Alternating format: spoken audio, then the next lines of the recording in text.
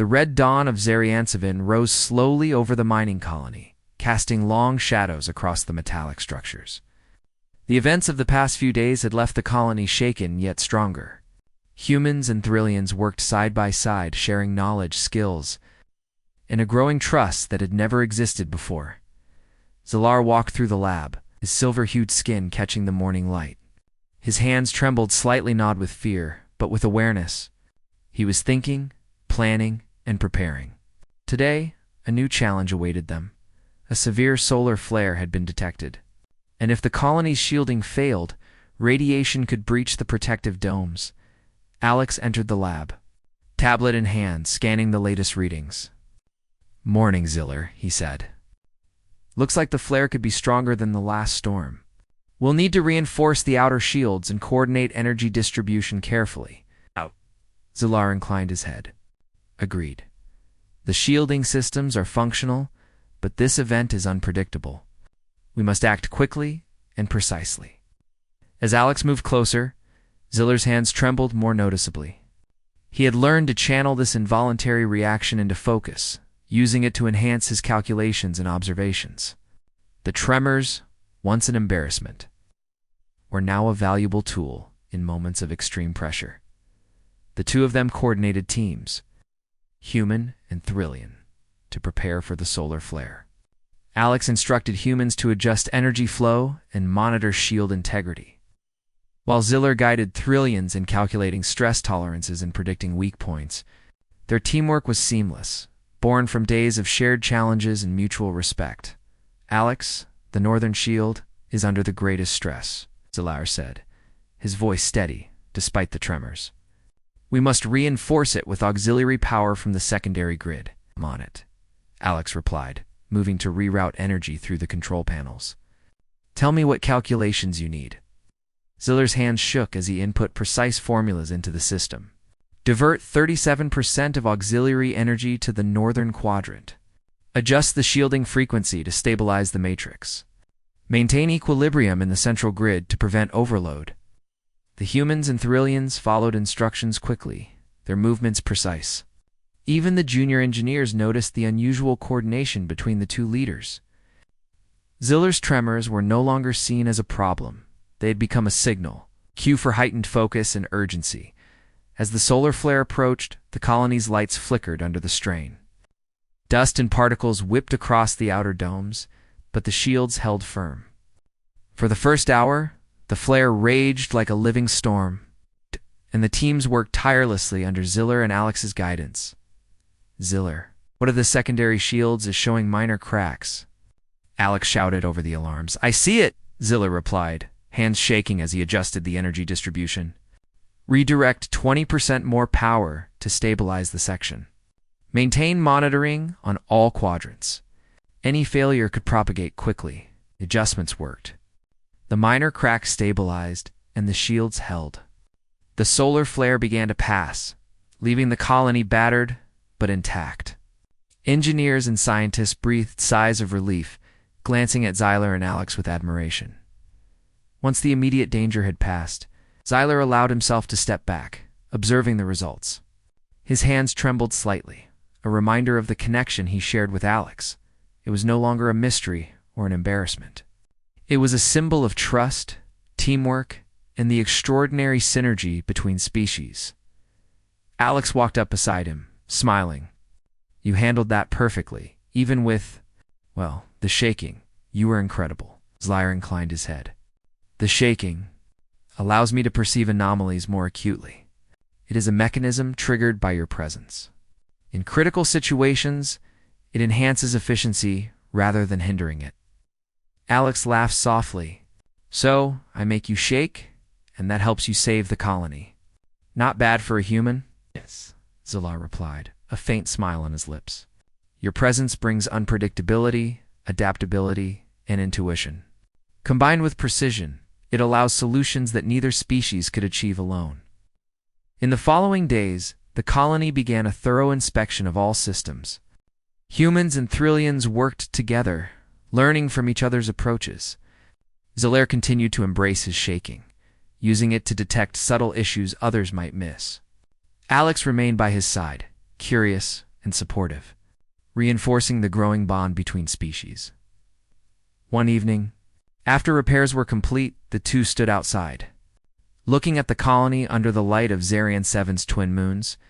Dust swirled in gentle spirals, and the metallic buildings reflected the pale glow. "Zilar," Alex said quietly, "I think I understand now. You're not just working with me, you're working with me because I'm here, and it's helping all of us." Zilar considered the words carefully. "It is correct. The physiological response indicates a potential for trust and collaboration. Humans bring qualities that enhance Thrillian efficiency. Your presence demonstrates the value of interspecies partnership." Alex smiled, a rare softness in his gaze. "Well, I'm glad to be of use. And I have to admit, it's kind of amazing watching you work. The way your mind processes everything, it's incredible." Zyler's hands rested calmly, the tremors subdued in the quiet moment. "It is remarkable how two species, different in every way, can complement each other so effectively. Perhaps this is the beginning of a new era for Zarian 7. In the following weeks, the colony thrived. Humans and Thrillians discovered new methods for mining, repairing, and maintaining the settlement. The tremors in Ziller's hands became a familiar sign of cue to pay attention, to collaborate, and to value the unique strengths each species brought to the table. Ziller's colleagues, both human and Thrillian, began to see the shaking not as a flaw, but as a gift. It was a sign of adaptability, heightened awareness, and interspecies connection. Even the younger Thrillians, who had once whispered behind his back, now asked questions, eager to learn how humans could complement their work. One evening, as Zyler reviewed data, Alex entered the lab with a small, handcrafted model of the colony. "I thought you might like this," he said, placing it on the table. "A little reminder of what we've built together." Zyler examined it carefully, his hands steady. "It is a symbolic representation of cooperation," he said thoughtfully. "Humans and Thrillians working together, side by side." "Exactly. And it's proof that even the smallest actions, like being here, can make a difference." Ziller's thoughts drifted to the early days. When his hands first trembled at the sight of Alex, he realized now that the shaking had not been a weakness, but a signal of potential. It had led to stronger collaboration, better problem-solving, and a deeper understanding between species. As the moons rose higher in the sky, casting soft light across the lab, Ziller spoke quietly. "The shaking is no longer something to conceal. It is a sign of connection, a reminder that humans and Thrillians can achieve great things together." Alex smiled. "Then I guess we make a pretty good team, don't we?" "Yes," Zillar agreed. "A team capable of facing challenges neither species could handle alone." The colony of Zarian 7 had survived storms, radiation, and structural dangers. But more importantly, it had survived the barriers between species. Humans and Thrillians had learned to trust, respect, and complement each other. The tremors that had once been a mystery became a symbol of unitia, a reminder that collaboration, courage, and adaptability were the keys to survival and success. And so, life continued on Zarian 7, stronger and wiser. Ziller's hands still trembled slightly in Alex's presence, but it no longer mattered. The shaking had become a bridge, connecting to species in ways that promised a brighter, safer, and more extraordinary future. The red sun dipped below the horizon, casting long shadows over the colony. Engineers continued their work, humans and Thrillians side by side, learning from each other and building a new world. And in the quiet moments, Zillar allowed himself a rare thought. Perhaps this was just the beginning. Tomorrow would bring new challenges, new discoveries, and new opportunities for cooperation. But for now, Zarian 7 stood as a shining example of what could be achieved when species trusted one another, shared their strengths, and embraced the extraordinary potential of working together. Ziller's tremors were no longer a weakness. They were a signal, a tool, and a symbol. And under the twin moons of Zarian 7, humanity and the Thrillians had found harmony, respect, and a future filled with possibilities. The galaxy had never been truly quiet. Even in the vastness of space, conflicts simmered across countless star systems. Battles were fought over resources, over territory, and over pride. But none of the conflicts had reached the scale of what was now unfolding near the fringes of human-controlled space. The war zone, a cluster of star systems dense with asteroid fields and orbiting gas giants, had become a deadly trap. Entire fleets of alien ships patrolled the sectors relentlessly, ensuring that none could enter or leave without a fight. From orbit above the human homeworld, the situation looked grim. Military analysts monitored alien activity on massive holoscreens, studying movements, formations, and the subtle signs of strategy. Human leaders, however, were not discouraged. Humanity had always been underestimated, and that underestimation had become their greatest advantage.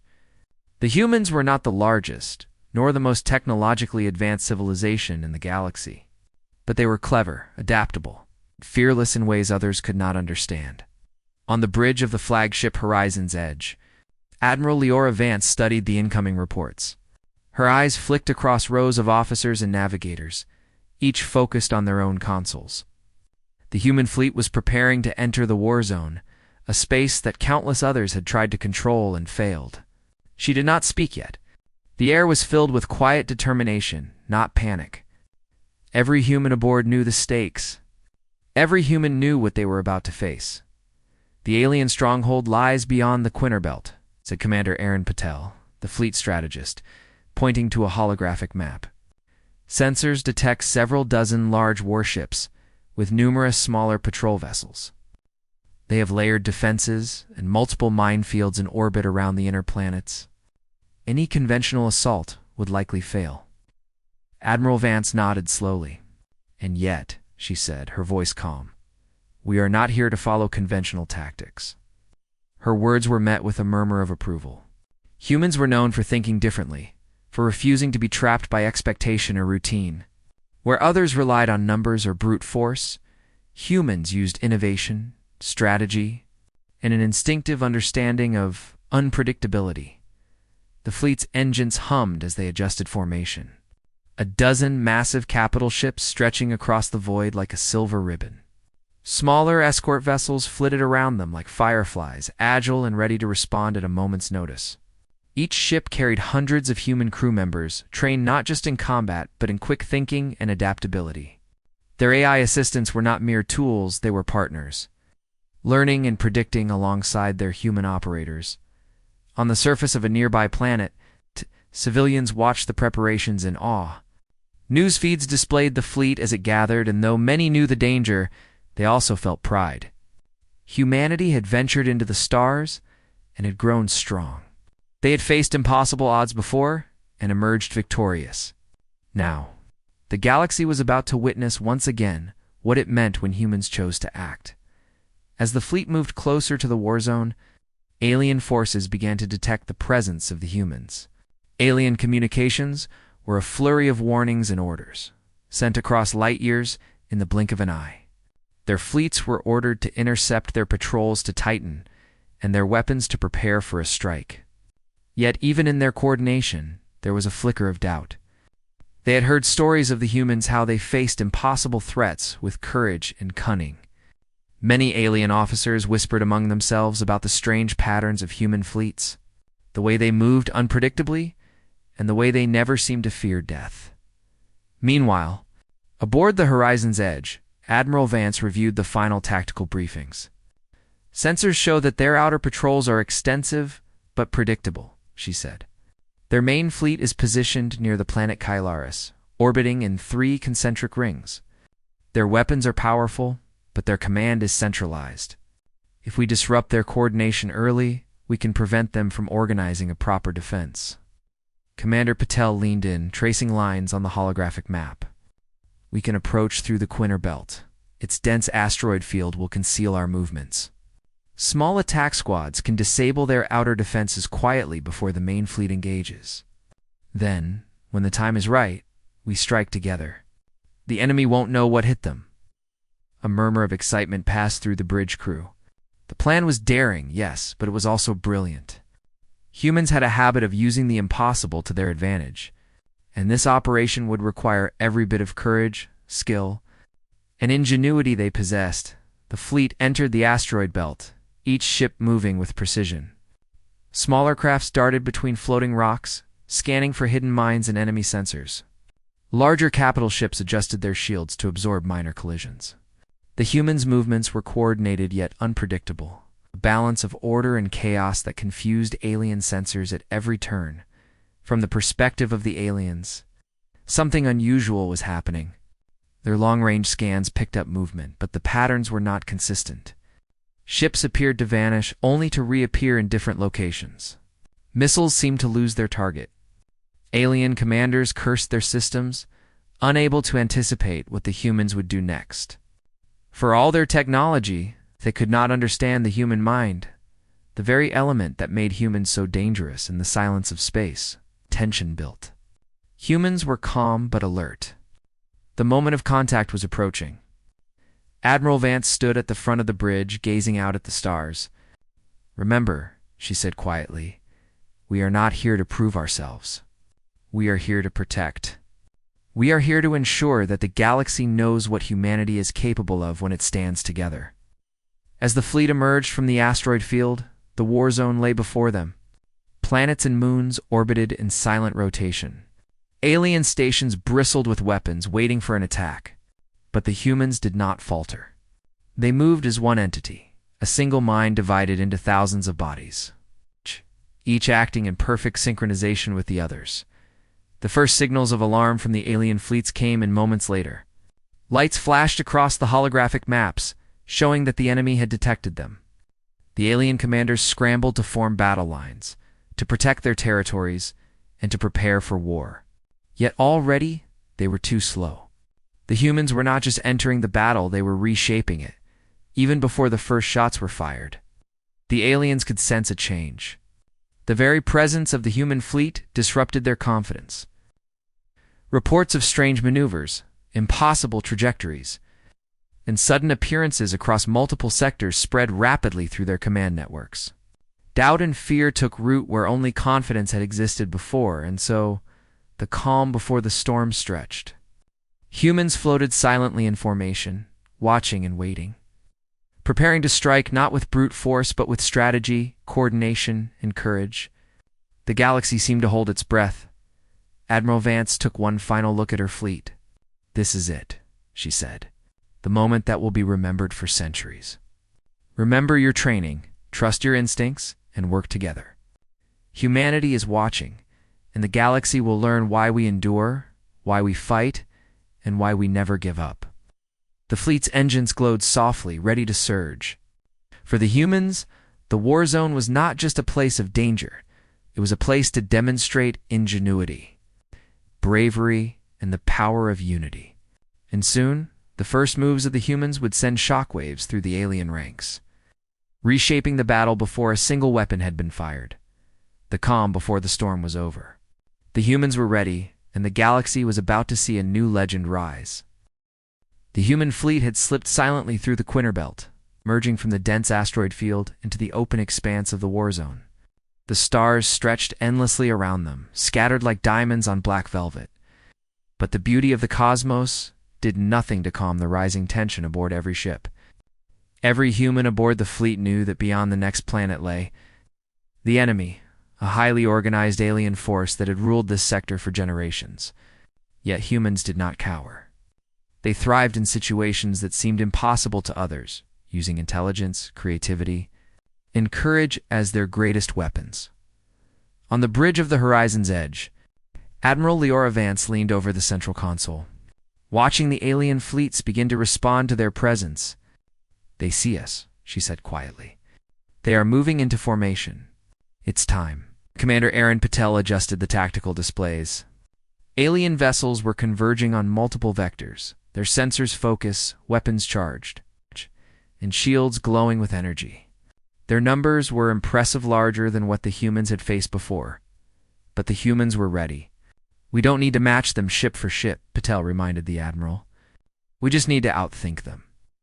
The first warning signals came as a flicker across the fleet's scanners. Alien scouts had detected the smaller human frigates darting through the asteroid belts. They fired their first Valis energy pulses and guided projectiles, but the humans moved unpredictably, weaving in and out of asteroids, using the natural cover to their advantage. Not a single human ship was struck. Lieutenant Mara Chen, piloting one of the scouting frigates, grinned at the displays.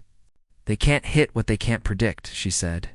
Her voice carried across the comm channels, calm yet confident. "It's like they're blind in a room full of mirrors."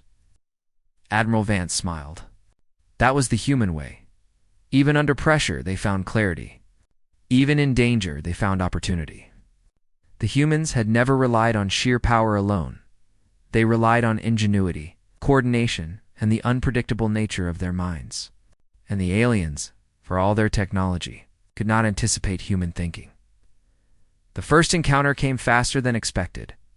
A squadron of alien destroyers emerged from behind a gas giant, weapons bristling, shields glowing. They moved to cut off the humans' path, hoping to trap them in a deadly crossfire. But the humans were ready. "Split into 3 formations," Admiral Vance ordered. "Frigates take the left and right flanks. Capital ships maintain the center. Use the decoy drones." Across the fleet, hundreds of small drones flickered to life, projecting holographic images of the human fleet. Alien sensors locked onto the decoys, firing energy blasts at empty space. The real human ships moved silently, sliding through gaps in the enemy formation. Within minutes, the human fleet had bypassed the first wave without a single loss. "Outer defenses compromised," Patel reported. "The enemy is reacting slowly. Their coordination is breaking down." The aliens had never faced an opponent like this. Their weapons were precise, their strategy complex, but the humans did not fight like any enemy they had encountered. They were not predictable, they were not afraid, and they never hesitated. Every movement was calculated, every decision made with a mixture of instinct and intelligence that seemed almost impossible. Lieutenant Chen and her squadron moved ahead. Targeting key enemy communication arrays, they fired precision energy pulses, bypassing shields and taking out sensor hubs. The alien fleet, once confident in its control over the sector, now struggled to maintain coordination. Missiles collided harmlessly with debris, and distant ships tried to adjust their formations, but it was too late.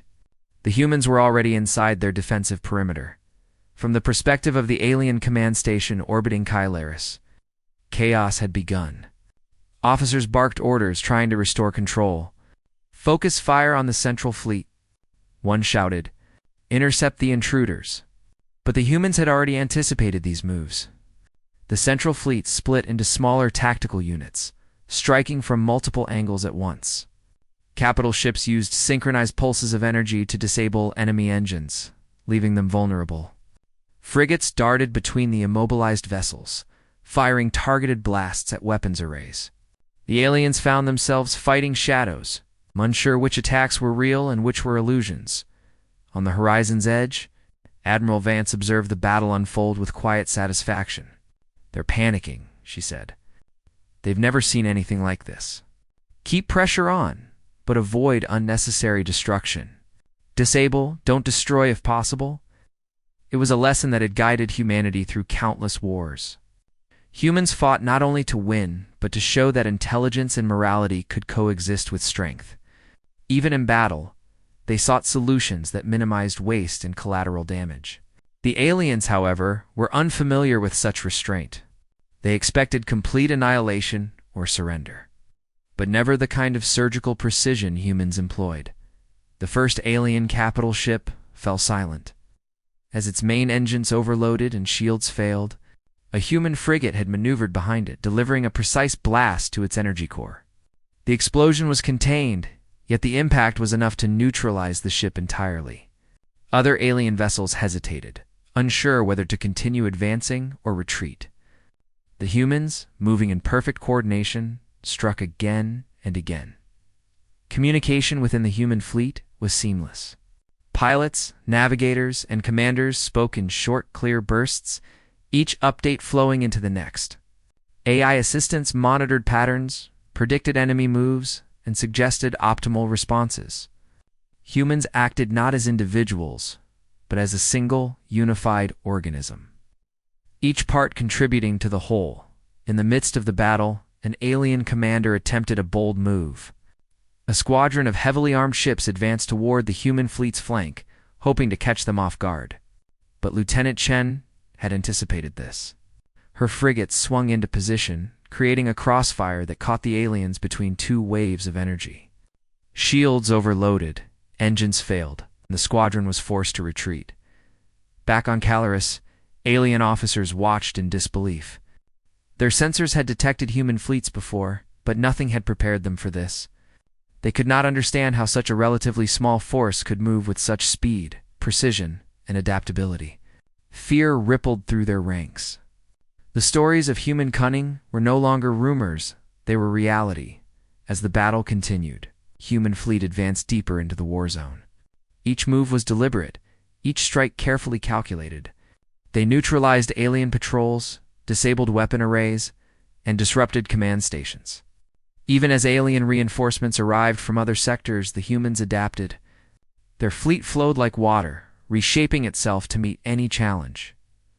Amid the tension, small moments of human ingenuity shone brightly. Pilots used debris fields as cover, creating temporary blind spots in enemy radar. Engineers on the capital ships rerouted energy to shields at the precise moment alien projectiles were fired. Communication officers intercepted alien signals and fed false information back, causing confusion and hesitation. Every human aboard the fleet played a role in the unfolding triumph. By the end of the first contact, the aliens had been thoroughly tested. They had fired weapons, maneuvered fleets, and attempted to outwit their opponents. But the humans had already predicted their actions and countered them before damage could be done. Within hours, the alien patrols were scattered, communication disrupted, and morale shaken. The humans had proven that strength alone did not win battle strategy. Courage and adaptability did. Admiral Vance allowed herself a small smile. The fleet was ready to press forward, deeper into enemy territory. "This is only the beginning," she said. "We've shown them what we can do. Now it's time to demonstrate what humanity is capable of in the heart of their defenses." As the human fleet moved closer to the central stronghold, the aliens braced themselves for what was to come. They knew that the humans were different, unpredictable, and relentless. Yet even with all their technology and firepower, they could not imagine the scale of the storm that was about to descend upon them.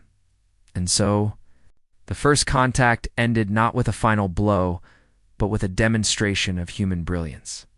Humans had arrived, observed, and outmaneuvered their enemy. They had taken control of the situation without unnecessary loss, setting the stage for a larger confrontation. The war zone, once dominated by alien forces, had begun to shift. And the galaxy would soon learn that humanity did not fight like anyone else had fought, with intelligence, courage, and unity that could not be denied. The calm had ended. The first clash had begun, and humanity had already won in ways the aliens could not yet understand. The war zone stretched before the human fleet like a dark canvas, dotted with distant stars and the faint glow of alien warships struggling to regroup. The first contact had been a demonstration, a testing of strength and strategy. But now, it was time for the humans to take full control.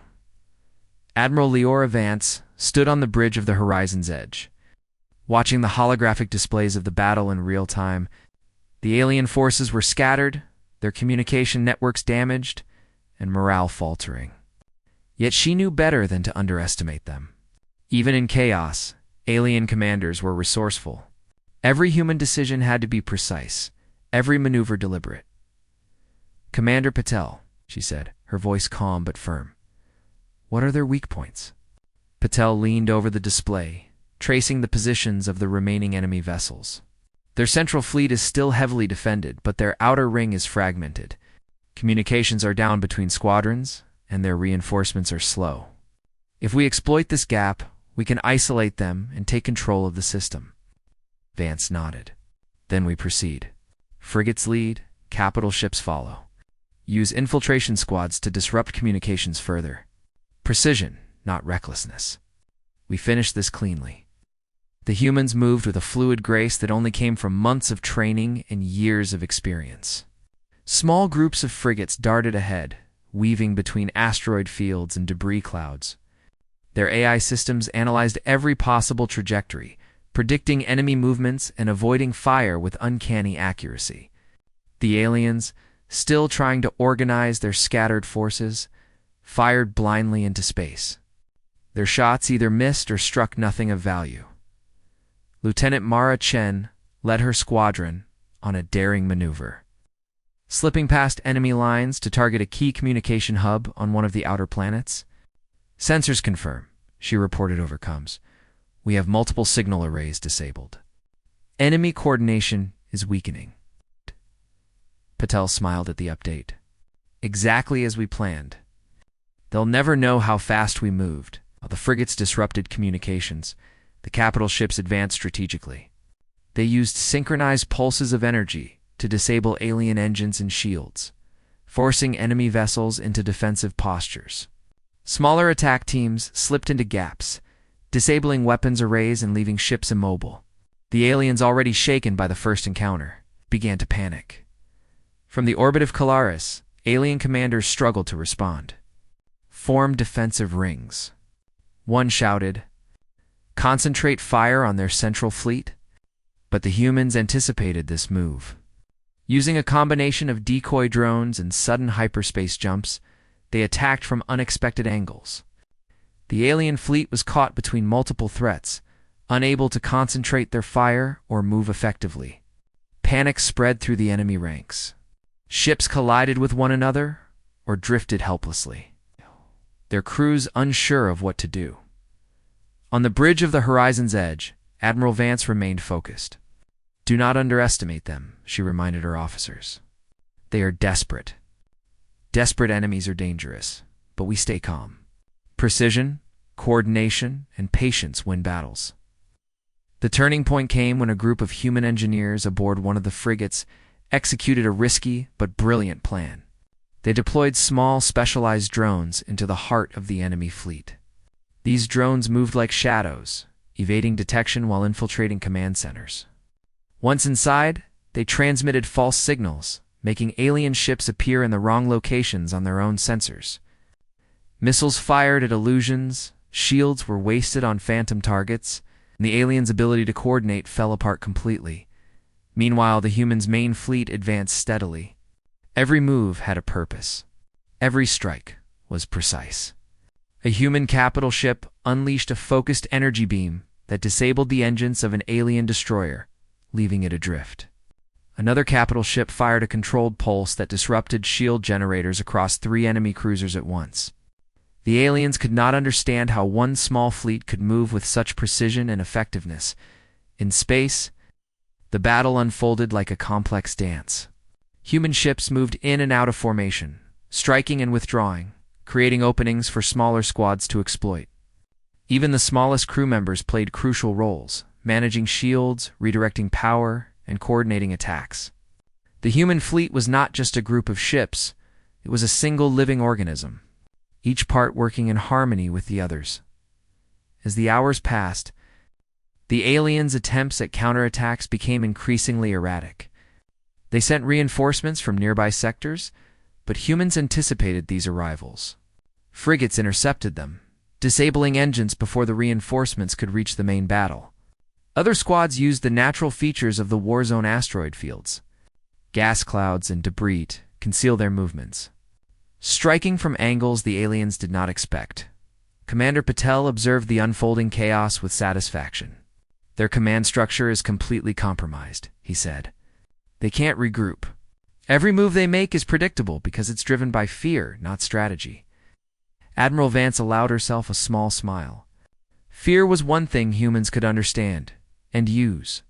Where others might panic, humans had patience, discipline, and the ability to turn adversity into opportunity. They had done it countless times in smaller conflicts, and now, on a galactic scale, the same principles applied. The alien fleet's morale collapsed further. When a series of rapid strikes took out several of their largest warships, the explosions were controlled, targeting engines and weapons without causing unnecessary destruction. Alien crews were forced to abandon their vessels, leaving them adrift and powerless. Signals of surrender began to appear from smaller ships, acknowledging the human superiority. Even in the midst of battle, humans maintained discipline. They did not celebrate prematurely, did not allow arrogance to cloud judgment. Every officer knew that the turning point was only the beginning. They had gained the advantage, but the war zone was still dangerous. Precision and patience would carry them further. As night fell across the planetary systems of the war zone, the human fleet paused briefly. Ships hovered silently, scanning the area and preparing for the next phase of the operation. For the first time, humans and aliens alike could see the difference between panic and strategy. Humans had turned the tide of the battle, not with brute force alone, but with foresight, intelligence, and coordination, Lieutenant Chen reported from her squadron. Outer perimeter cleared. Communication lines disrupted. Enemy morale is dropping fast. They don't know what to do next, Patel nodded. Exactly as we anticipated. Now we can move toward the central stronghold. They will be vulnerable, confused, and uncoordinated. We strike next, and we strike together. Admiral Vance looked out at the stars. The turning point had come, and the humans were in control. But she knew better than to assume victory was complete. Keep your focus, she said quietly. The enemy is frightened. Yes, but we finish this carefully. Precision wins where fear fails. And so the human fleet advanced deeper into the war zone. The aliens had begun to understand that these humans were unlike any adversary they had faced. They were clever, adaptable, and relentless. They used intelligence as a weapon and coordination as armor.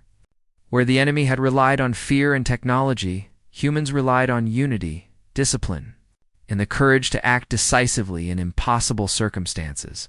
The first skirmishes had tested the humans. But the turning point had proven their strength. They had disrupted the enemy, scattered their forces, and gained the advantage in the battle.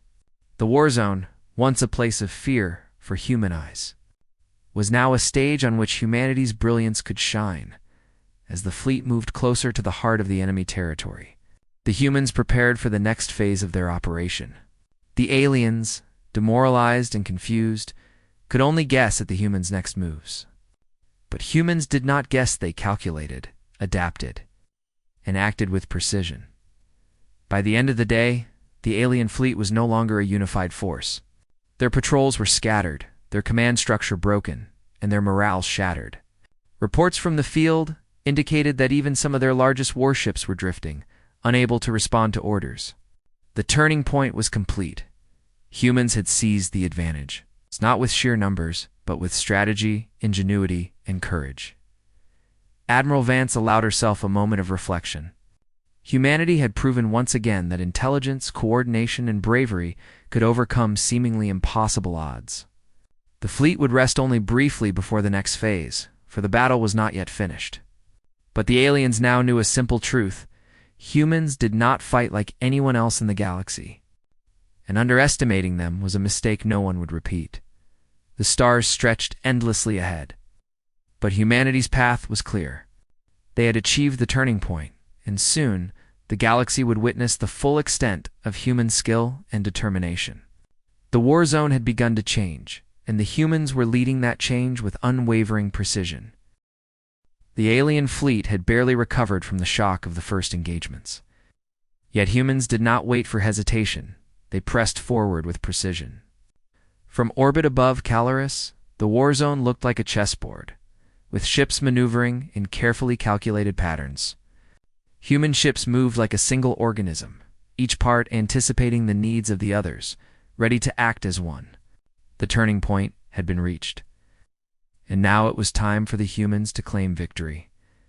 Admiral Leora Vance stood on the bridge of the horizon's edge, her eyes fixed on the holographic display. The aliens were scattered, their communications fragmented, their morale waning. But she knew that victory was never guaranteed. Stay sharp, she reminded the fleet. They are dangerous, even in panic. Precision, coordination, and timing will carry this day. Commander Aaron Patel reviewed the tactical plan one last time. We strike the heart of their fleet now. Frigates on the flanks create openings. Capital ships advance through the center. Drones infiltrate command and control nodes. Their defenses will fall before they know what hit them. The fleet moved forward, the engines of the capital ships glowing like silver lanterns in the void. Smaller frigates darted ahead, using asteroid fields and gas clouds as cover. Decoy drones projected phantom fleets across multiple sectors, drawing fire from alien ships that were already disoriented. Missiles struck empty space. Energy pulses collided with holograms. An alien crew struggled to adapt to the unpredictable assault.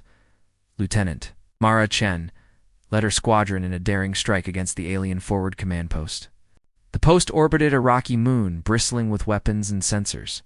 Using a combination of stealth maneuvers and precision strikes, Chen's team disabled the outer shields and targeted communication arrays. The alien officers inside the post watched in disbelief as their systems failed one by one. "They don't even know we're here," Chen reported. "Sensors are down, weapons offline. We have full control." Patel smiled. "Exactly. Now we pull the trigger." The main fleet surged forward. Energy beams cut through space with surgical precision, disabling engines and shields across multiple enemy cruisers simultaneously. Frigates darted in between disabled vessels, striking at weapons arrays and targeting control systems. The aliens fired desperately, but their shots missed, overcompensated, or struck decoys. Every move by the humans had been anticipated and countered before it could take effect. Even the alien reinforcements, arriving from nearby sectors, were intercepted before they could reach the battle. Human frigates used the natural features of the war zone asteroid belts, debris clouds, and gravitational anomalies to hide their approach. Once in position, they struck swiftly, disabling engines and weapons without unnecessary destruction. The aliens were being dismantled piece by piece, never realizing where the next blow would come from. Admiral Vance allowed herself a rare moment of satisfaction. "They thought their numbers would save them," she said quietly. "They underestimated the human mind. And that is where we always win." From the command post aboard one of the surviving alien cruisers, fear and confusion spread. Officers shouted orders that were ignored by crews unsure where to aim, what to fire, or which ships to protect. The humans had turned the tide completely. The aliens were powerless to stop them. The humans demonstrated a combination of brilliance and restraint. Ships were disabled, not destroyed. Crews were left unharmed whenever possible. The goal was clear: dominance, not wanton destruction. Humanity's reputation as both formidable and honorable spread even further across the galaxy with each calculated move. In the midst of the chaos, human engineers aboard frigates executed another brilliant tactic. Specialized drones infiltrated the alien fleet's core systems, sending false signals that caused ships to misalign their formations. Alien missiles targeted phantom targets. Shields were redirected to empty spaces. The humans had turned confusion into a weapon, making every alien movement ineffective. Commander Patel observed the alien response on the tactical display. "They're trapped," he said. "Every ship is caught in a position they cannot escape from. Their engines are failing, weapons offline, shields depleted. They cannot react fast enough." On the flanks, human frigates executed rapid strikes, hitting multiple enemy vessels at once. Capital ships advanced through the center, beams of energy disabling key systems across several enemy cruisers in seconds. Drones infiltrated communications, ensuring the aliens could not coordinate a counterattack. Within moments, the alien fleet was paralyzed. Even the largest alien warships, which had been considered the backbone of their strength, drifted helplessly in orbit around Colaris. Engines offline, weapons jammed, shields flickering. Crew members stared at their consoles in disbelief, unable to comprehend the speed, precision, and coordination of the human assault. They had been outmatched not by numbers, but by intellect, unity, and creativity. Lieutenant Chen's squadron approached one of the disabled capital ships. "We're in position," she said over comms. "Engines down, weapons offline, shields at 20%. Ready for boarding if required, but they're surrendering." Admiral Vance's calm voice came over the fleet-wide comm. "Hold positions. No unnecessary damage. This is our victory, not chaos. Take control without destroying." Across the fleet, humans moved in synchronization. Boarding drones and communication teams stabilized disabled vessels, ensuring they could be brought under human control without harm to the alien crews. The aliens, realizing further resistance was futile, began sending signals of surrender. Smaller ships powered down, larger cruisers ceased fire, and the command post on the rocky moon transmitted a formal message requesting a ceasefire. The war zone, once chaotic and deadly, fell silent. Human ships hovered in formation, weapons trained but idle. The aliens, once dominant in this sector, had been neutralized without a single unnecessary loss of life. Precision, strategy, and unity had carried the day.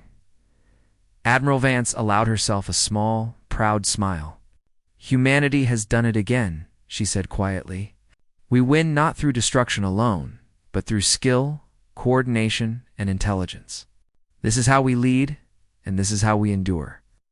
Commander Patel reviewed the final reports. All enemy patrols neutralized. Central Command disabled. Outer fleets disarmed. Communication restored with surrendered vessels. Minimal human casualties. The fleet erupted in quiet celebration. Engineers cheered as systems that had been damaged during the operation were repaired. Pilots congratulated one another for flawless maneuvers. Even in the vast emptiness of space, the sense of achievement was tangible. From the alien perspective, the defeat was unprecedented. A sector that had been considered secure was now fully under human control. Their fleets had been outmaneuvered, out-hot, and outperformed. They had learned a lesson that would spread across their civilization. Humans were not to be underestimated. Intelligence, courage, and coordination made them a force unlike any other in the galaxy. As night fell across the systems of Calaris, the human fleet regrouped. Ships maintained formation, but the tension had eased. Victory had been achieved, but the humans knew that true leadership came with responsibility. They had won not through brute force, but through ingenuity, strategy, and honor. Lieutenant Chen's squadron returned to the horizon's edge. "The surrendering vessels are stable," she reported. "Crews are unharmed. Territory secure." Admiral Vance nodded. "Well done. Humanity has proven itself once again. This victory will be remembered not for destruction, but for precision, courage, and the power of unity. We lead because we act with wisdom and integrity," Commander Patel added. "They will speak of this in their records and in ours." This was not just a battle, it was a demonstration of what humans are capable of when they work together. The war zone, once a place of chaos and fear, was now under human control. The aliens had been defeated, not annihilated. The humans had achieved a triumph that would resonate throughout the galaxy. They had shown that intelligence, unity, and courage could overcome even the most powerful enemies. Admiral Vance looked out at the stars, the glow of distant ships reflecting in her eyes. "This is only the beginning," she said softly. "There will be other battles, other challenges. But today, humanity has shown its strength. Today, we have claimed the moment of triumph." As the fleet prepared to depart Calaris and continue its patrols, the humans reflected on what they had achieved. The aliens had been formidable opponents, but they had not anticipated the combination of strategy, coordination, and courage that defined humanity. The story of this battle would be told for generations, a reminder of what humans could accomplish when they worked together, thought creatively, and acted with determination. The moment of triumph had arrived. Humanity had proven that intelligence, courage, and unity were more powerful than numbers or fear. And as the fleet moved forward into the stars, one truth became clear: the galaxy would never forget the day. The human fleet arrived in the war zone and conquered the enemy in moments, not through destruction alone, but through brilliance, skill, and honor.